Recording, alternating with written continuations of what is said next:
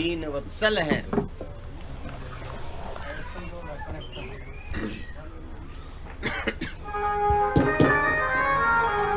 वो दीन वत्सल कभी दीनों पर भी कृपा करते हैं।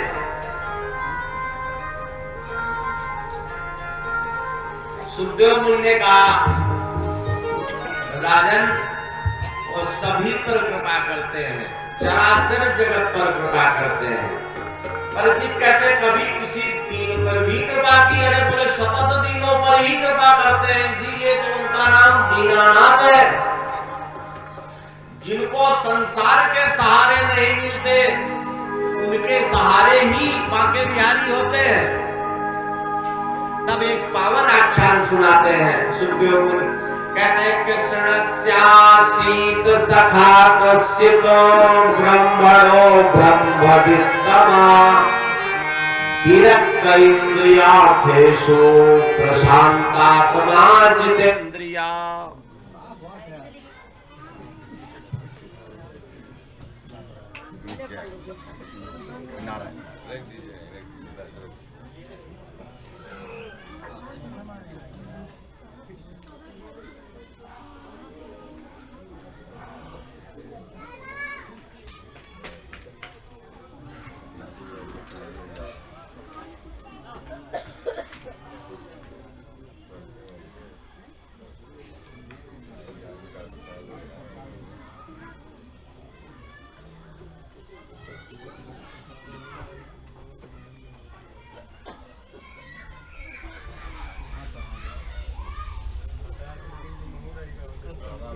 जय जय गुरु।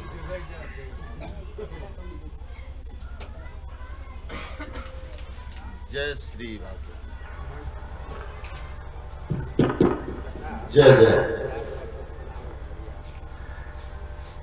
कृष्णस्यासीत सखा कश्चित् ब्रह्मणो ब्रह्मवित्तमा विरक्त इंद्रियार्थेषु प्रशांतात्मा जितेन्द्रिया। कहते हैं भगवान कृष्ण के एक सखा थे जो बहुत धनी थे, गरीब नहीं थे, लेकिन उनके पास ये सांसारिक धन नहीं था। भगवान की भक्ति रूपी अपार धन था उनके पास।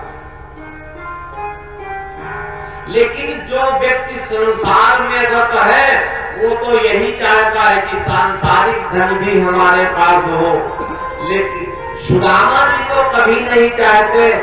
और उनकी पत्नी थी सुशीला, पर वो सोचा करती कि इस अकिंचना अवस्था में हम रह रहे हैं, हमारा परिवार है, बच्चे हैं, और ये तो महाराज जी केवल भक्ति में रत रहते हैं।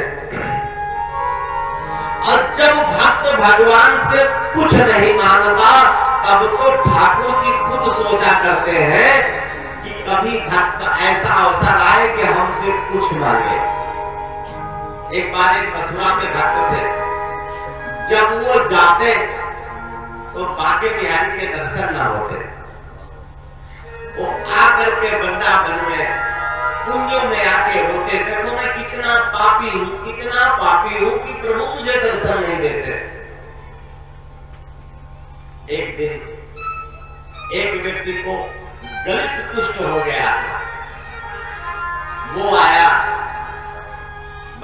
भगवान से प्रार्थना करने लगा, कहने लगा कि प्रभु मेरा ये रोग ठीक कर दो। प्रभु ने उसे स्वप्न दिया कि वो फला भक्त है, उनके चरण छूलो जाकर के, उनसे कह दो कि वो कह दे कि रोग ठीक हो जाए तो रोग ठीक हो जाए। अब वो तो ढूंढता मुनि संत के पास गया, चरणों में गिर पड़ा, महाराज मुझे बड़ी बीमारी है, ये कुष्ठ है। तो बोले भैया मैं तो कोई हकीम ना हूं ना वैद्य हूं, मैं क्या मदद कर सकता हूं। बोले आप कह दो कि ठाकुर जी से तो वो ठीक कर देंगे। अरे बोले भैया मैं बड़ा पापी हूँ, मैं तो दर्शन के लिए जाता हूँ तो मुझे दर्शन नहीं देते। बोले फिर भी आप कह तो दो। उन्होंने कहा ठीक है प्रभु, इसका इनका रोग ठीक कर दो, इतना कहना था कि रोग ठीक हो गया। अब तो बड़े प्रसन्न बनाया और आज आए तो बांके बिहारी ने दर्शन दिए, मुस्कुरा रहे थे।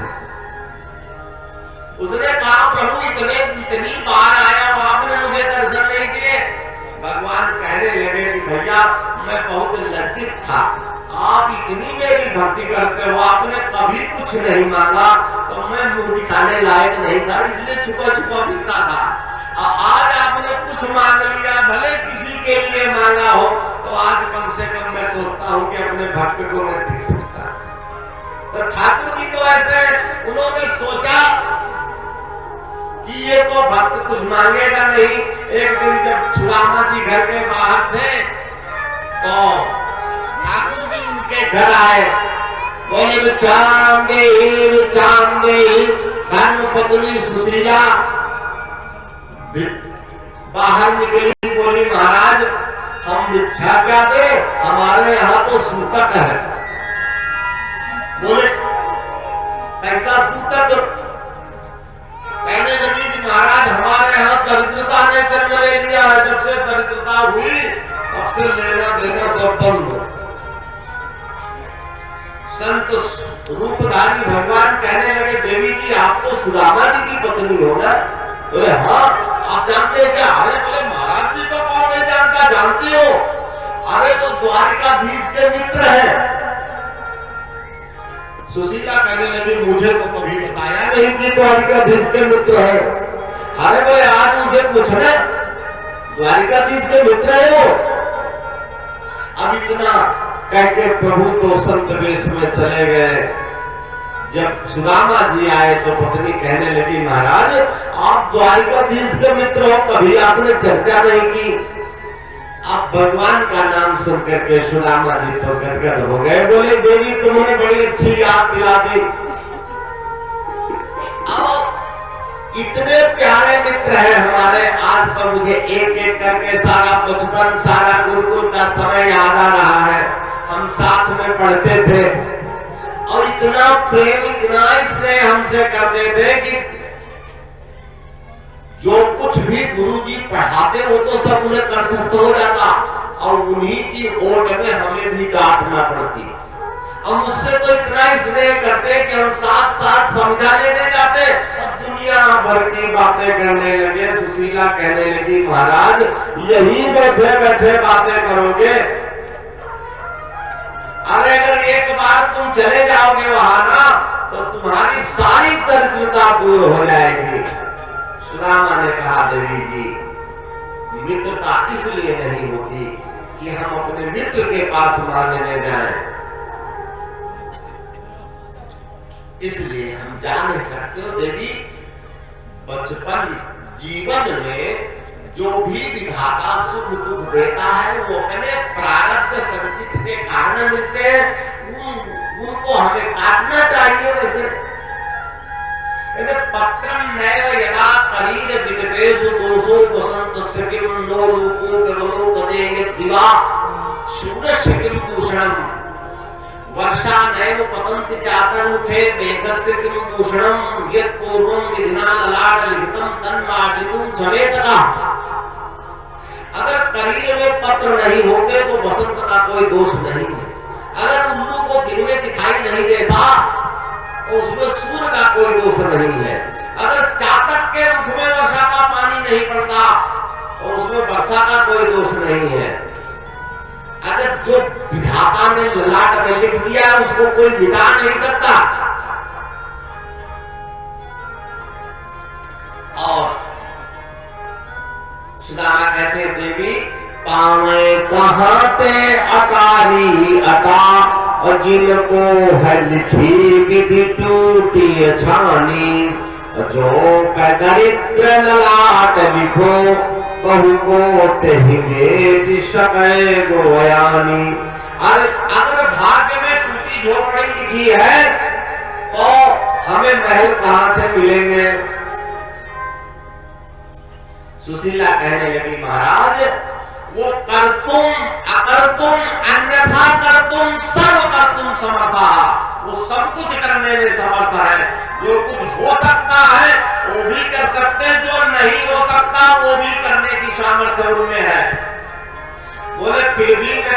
मांगने नहीं जाऊंगा। सुशीला ने कुछ दिन बाद फिर कहा, कहने लगी महाराज मैं नहीं कहती कुछ मांगने जाओ, लेकिन मित्रता है तो अपने मित्र के यहाँ जाना चाहिए।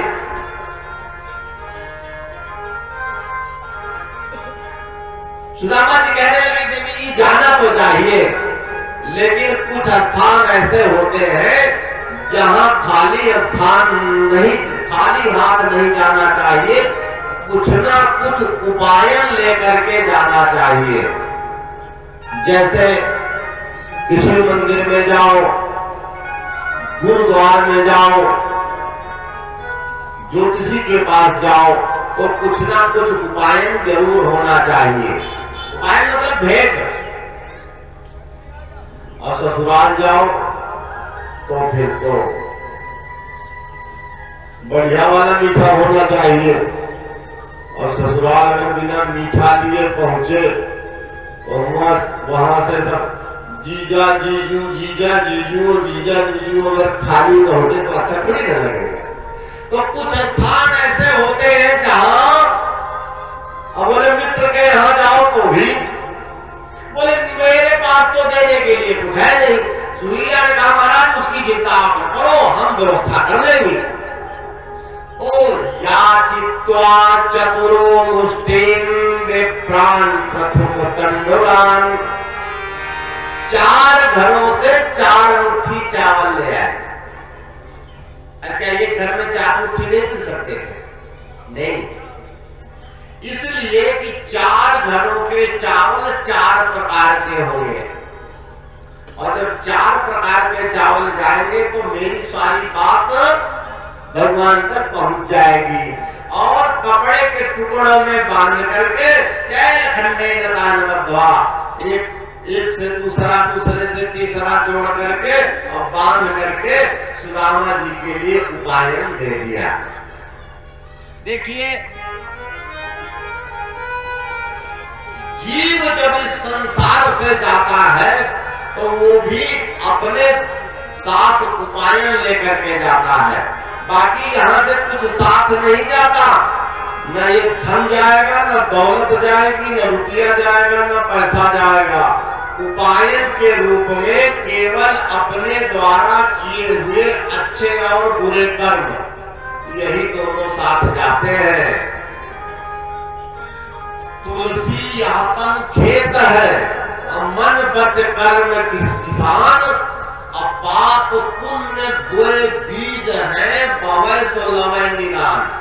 तुलसीदास जी कहते हैं ये शरीर ही खेत है, और इसमें मन, वाणी और कर्म के किसान खेती करते हैं, और पाप और पुण्य एक 2 तरह के बीज डाले जाते हैं। और बवै सो लवै निदान, जो आप बोओगे वही पाओगे। और यही उपाय जीवात्मा वहां लेकर के जाता है। विद्यामित्रं प्रवासेषु भार्यामित्रं गृहेषु च, व्याधितस्सौषधं मित्रं धर्मो मित्रं मृतस्य च। जब व्यक्ति प्रवास में, परदेश में होता है तो उसके द्वारा अर्जित ज्ञान ही उसकी सहायता करता है, प्रवासी की विद्या ही उसकी मित्र होती है। और भार्या मित्रं गृहेषु च, हर गृहस्थ की उसकी पत्नी ही मित्र होती, भले कितना लड़े, लेकिन पत्नी कभी पति का विरोध नहीं करती। भार्या मित्रं गृहेषु च व्याधितस्सौषधं मित्रं, जब व्यक्ति रोगी होता है तो उसकी मित्र औषधि होती है। और धर्मो मित्र मृतस्य च, मृत्यु के बाद केवल धर्म ही हमारा मित्र होता है। इसलिए धर्म का संचय करना चाहिए। और एक बात और है, जो भावना यहाँ पर हो उसको अस्थायी बनाने का प्रयास करना चाहिए। धर्माख्याने श्मशाने च रोगिणां यमतिर्भवेत्, सा सर्वदैव तिष्ठेत् चेत् को न मुच्येत् बन्धनात्। धर्माख्यान जब किसी कथा में होते हैं तब मन बड़ा पवित्र होता है। बेकार है सारा संसार, सब ये कोई रस नहीं है, भगवान ये पते हैं। यहाँ ये विचार आते हैं, घर घर पहुंचे तो राधे राधे, फिर तो और शमशान में जब जाते हैं, जब चिता धो धो करके जल रही है, अरे कुछ नहीं, शाम को तो खाया और सुबह, वहां पर मन पवित्र होता है। और जब रोगी होता है व्यक्ति तो कहता है नारायण आपका कोई रक्षा करो, और ये 100 मनी ये सब आपकी घूस देना शुरू कर देता है। उस समय जो मन में पवित्रता होती है वो अगर स्थायी तो ले ले, तो फिर कोई जरूरत नहीं है, बल्ले बल्ले जय जय हो जाएगी। तो ये जब विचार आए तो इनमें कोशिश ये करें कि इनमें स्थायित्व तो आए। तो 4 मुट्ठी चावल लाकर के सुदामा जी को दे दिए और सुदामा जी चल दिए। और भगवान कहते हैं जब तुम मेरी ओर 1 कदम आता है तो मैं 1000 कदम आता हूं। मार्ग में नदी मिली, सुदामा जी सोच रहे पार कैसे करूंगा, तब तक नाविक बने प्रभु ने पुकारा, रे महाराज जी इधर से इस घाट से आओ, हम पार कर देंगे। बोले भैया पार तो आप कर दोगे लेकिन उतराई मेरे पास नहीं है। भगवान ने कहा महाराज उतराई तो आपके पास है लेकिन आप देना नहीं चाहते। भगवान ने कहा 4 मुट्ठी चावल तो बंधेंगे। बोले कोई बात नहीं, अब आप जब जाना तो लौट के जो मिल जाए सो उसी में हिस्सा हमारा भी लगा देना। बोले ठीक है कोई बात नहीं। अब भगवान सुदामा जी पहुंचे एक अमराई में, और अमराई में पहुंच करके आराम करने लगे। शीतल मंद सुगंधित समीर बह रहा था, सुदामा जी को नींद आ गई। और जैसे नींद आई फिर क्या था, सो गए। और जब नेत्र खोले तो देखा तो द्वारिकापुरी सामने, ठाकुर जी ने पहुंचा दिया। अब सबसे पूछ रहा है भैया द्वारिका ये कौन सी नगरी है? बोले द्वारिकापुरी है। तो बोले मेरे कन्हैया का महल कहाँ है? अरे बोले भैया कन्हैया को तो कोई नहीं जानता यहाँ, और होंगे तो भी कभी बड़ी द्वारिका में कन्हैया को कौन जानेगा? अरे नहीं, बोले वो द्वारिकाधीश है। तो बोले नाम क्या उनका? अरे बोले उनके बचपन का नाम तो कृष्णचंद्र है। बोले कैसे नाम ले रहा हो हमारे सरकार का? अरे आदर के साथ लिया जाता है। श्री 1008 राजाधिराज महाराज श्री कृष्णचंद्र जी महाराज। अरे बोले अपने कन्हैया का नाम तो बहुत बड़ा हो गया। देखिए जो लंगोटिया यार होते हैं वो तो बचपन का ही नाम लेंगे। तो बोले कौन से महल है उनके? बोले भैया 16,108 जो सामने ऐसा उन्हीं के हैं। अब तो सुदामा जी पहुंचे और संयोग से उस महल में पहुंचे जहां पर रुक्मिणी जी के साथ नारायण विराजमान थे। द्वारपाल से पूछते हैं भैया ये कृष्णचंद्र जी का महल है? बोले हाँ। बोले जाओ उनसे बता दो कि तुम्हारे मित्र आए हैं। तब तो नीचे से ऊपर तक द्वारपाल ने देखा कि ऐसे राजाधिराज से मिलने आए हैं और इनके पैर में जूते तक नहीं, और जो वस्त्र पहने वो भी फटे हैं। फिर भी भगवान का आदेश था कोई भी दिन आए तो, कोई भी आए तो हम तक सूचना जरूर पहुंचे।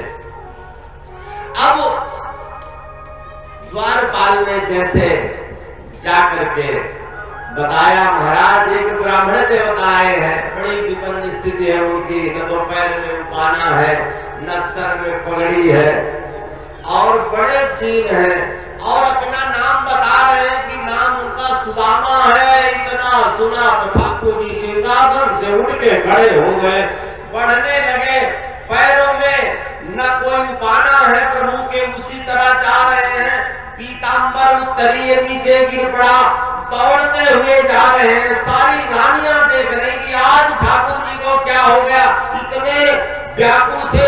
और दौड़ करके जब नीचे आए और देखा अपने प्यारे सखा सुदामा को, और ठाकुर की बाहें फैल गई और अपने गले से लगा लिया और सुदामा को प्रणाम किया। कहने लगे अरे सखा तुम्हारे इतने दिन बाद आए।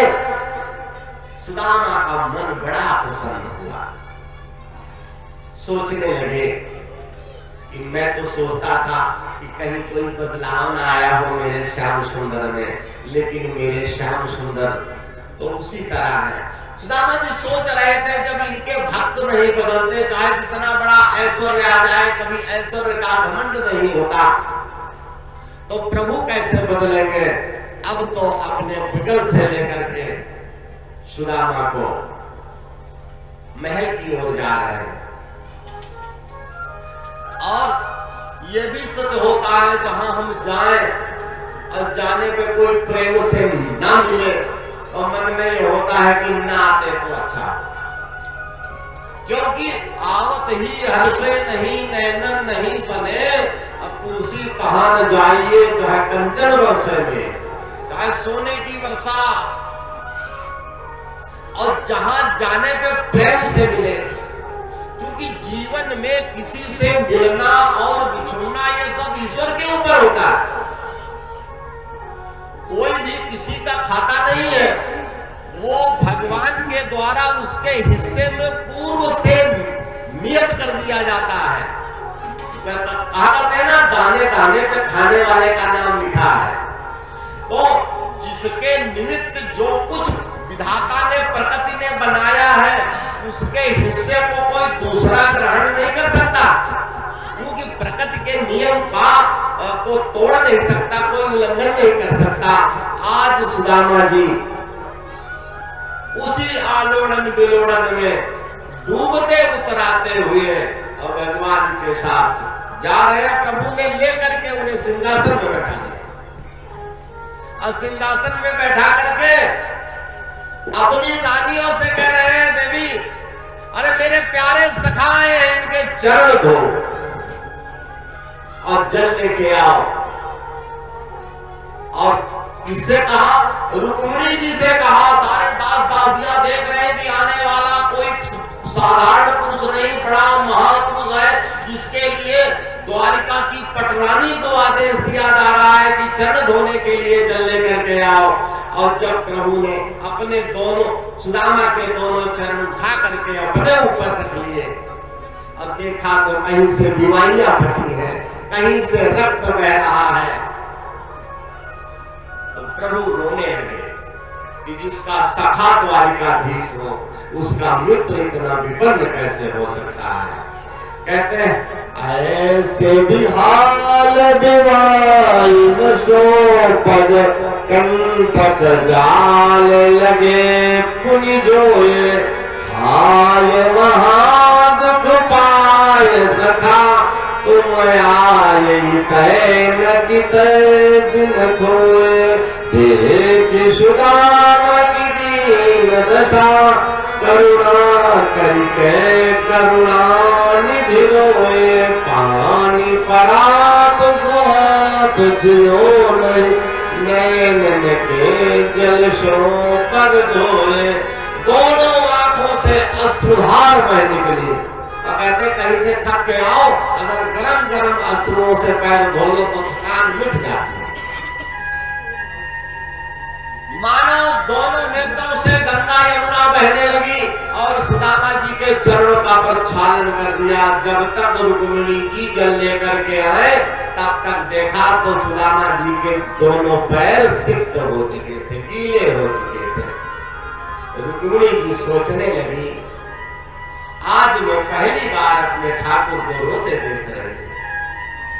भगवान तो कहते हैं ये यथा माम प्रपद्यन्ते तांस तथैव भजाम्यहम्, जो मेरा ध्यान जैसे करते हैं मैं भी उनका उसी तरह से ध्यान करता हूं। आज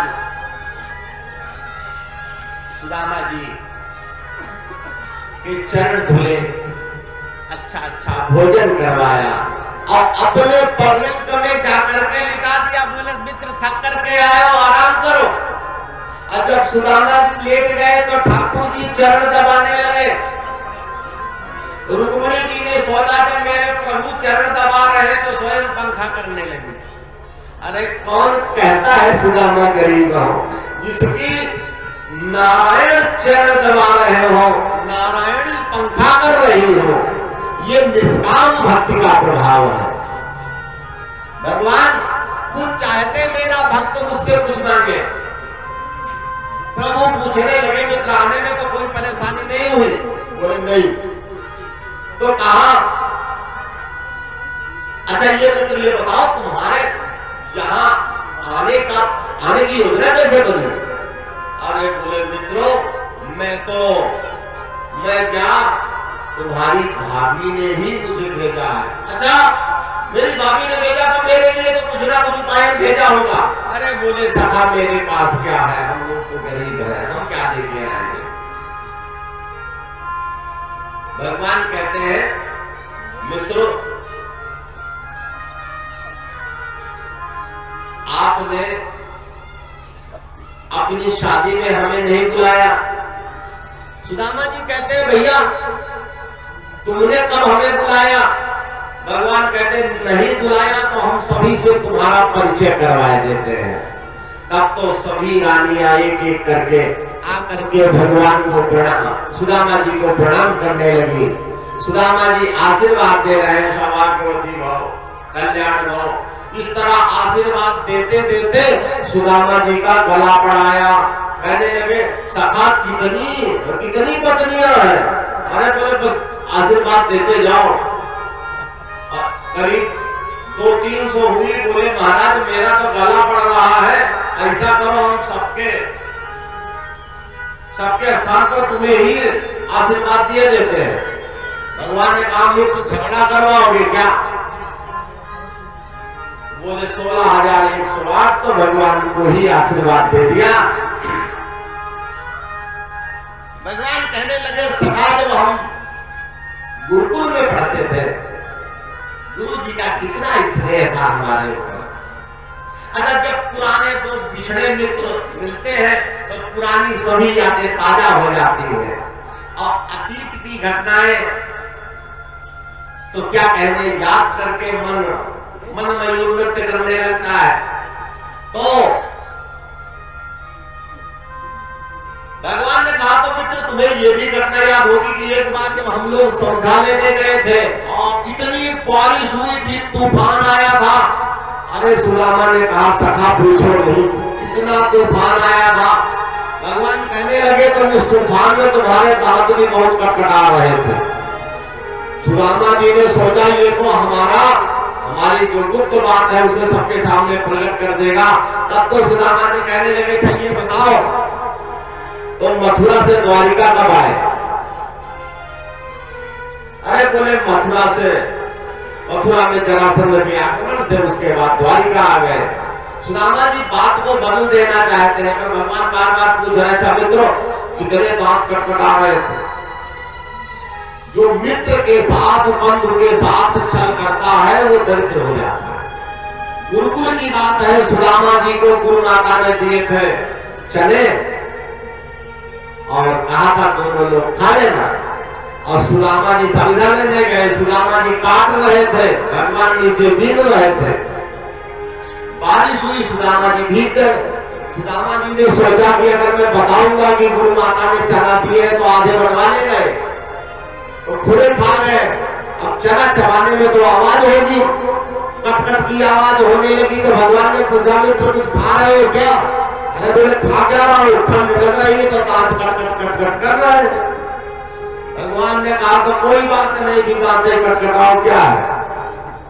प्रभु ने कभी कोई दुर्भावना नहीं की, लेकिन अब जो मित्र के साथ घात करता है, इस तरह आपस में दोनों बात कर रहे हैं। भगवान ने कहा मित्रों मैं देख रहा हूं जब से तुम आए हो तुम्हारा हाथ न हिल रहा है न डुल रहा है, कोई दर्द है क्या इसमें। सुदामा जी ने कहा मित्र क्या बताऊं, पता नहीं क्या हो गया हाथ में। अरे तो बोले मैं व्यर्थ में पैर दबा रहा हूं, मैं तो तुम्हारे हाथ ही दबा देता। अब प्रभु ने बढ़ करके सुदामा का जो दर्द था उसे छीन लिया और वो प्रेम से सिर्फ चावल और प्रभु भर के मुट्ठी खाने लगे। एक मुट्ठी तो खाए, इति मुष्टिम स्रकत जग्ध्वा द्वितीयां जग्धुमाददे तावत् श्रीर्गहे हस्तम। एक मुट्ठी तो खाया, दूसरी मुट्ठी जब भरी और रुक्मिणी जी ने हाथ पकड़ लिया। बोले महाराज बस। प्रभु को ये अच्छा न लगा, कहते क्यों रस में विषबाम भरी मुझे और न खान दियो एक फंका मोह ही जीवाए भली विधि भामिनी, कौन रहो जग में नर रंगा, विप्रगलोक तृतीय कदेत, करी अपने मन में क्यों शंका, लोग कहे हरि मित्र दुखी, मोहि से न सहो यह जात कलंगा। रुक्मिणी जी कहने लगी महाराज मित्र के हाथ से प्रसाद आया तो सब आप ही पा जाओगे। अरे हमारी भी तो संख्या 16,108 है, कम से कम एक एक दाना हम सबको प्रसाद मिल जाए। प्रभु मुस्कुराए, बोले कारण ये तो नहीं था, लेकिन कोई बात नहीं है। इस तरह भगवान सुदामा से कहते हैं मित्रों, भाभी जी ने जब ये चावल भेजे हैं तो संदेशा भी कुछ कहा है। बोले हाँ कहा है।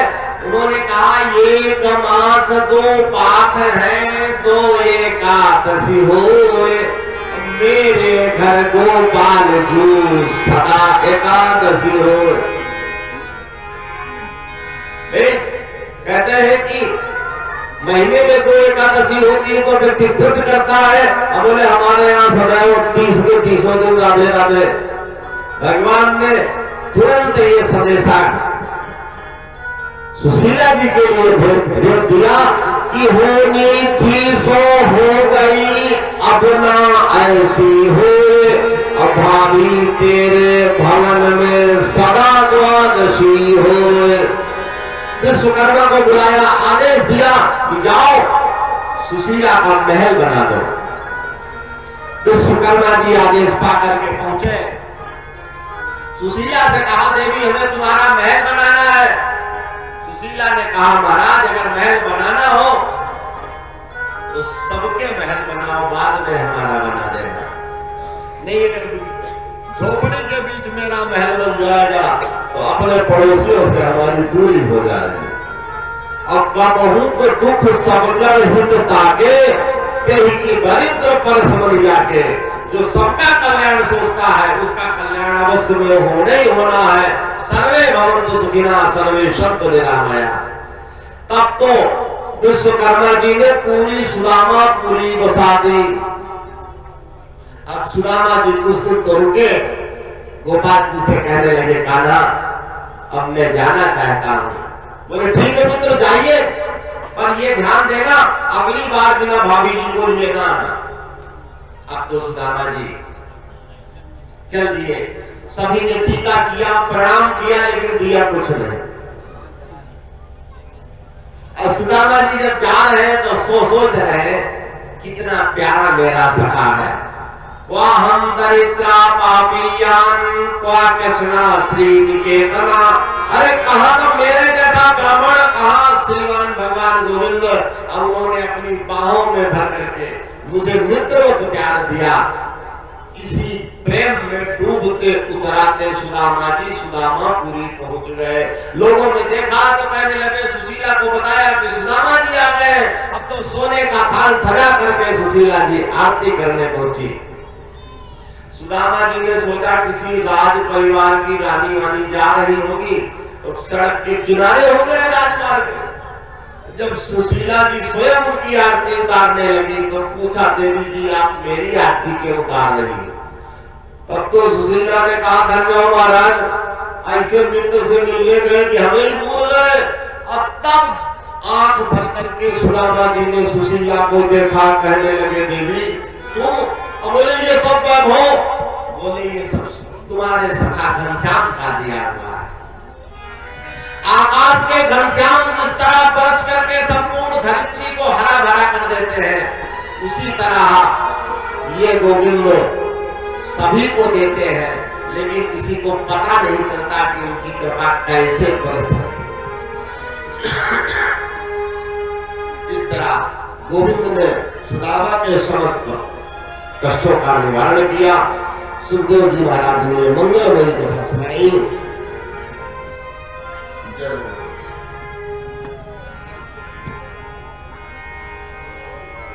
इसलिए सतत जीवन में संग करते रहो, अच्छा संग तो आनंद की धारा नित्य प्रति प्रवाहित रहेगी। असंतोष का संग भगवान का संग, जिसको मिल गया सत्संग है उसे हर घड़ी आनंद मिलेगा। तो जिसको जीवन में मिला सत्संग है, जिसको जीवन में मिला सत्संग है, उसे हर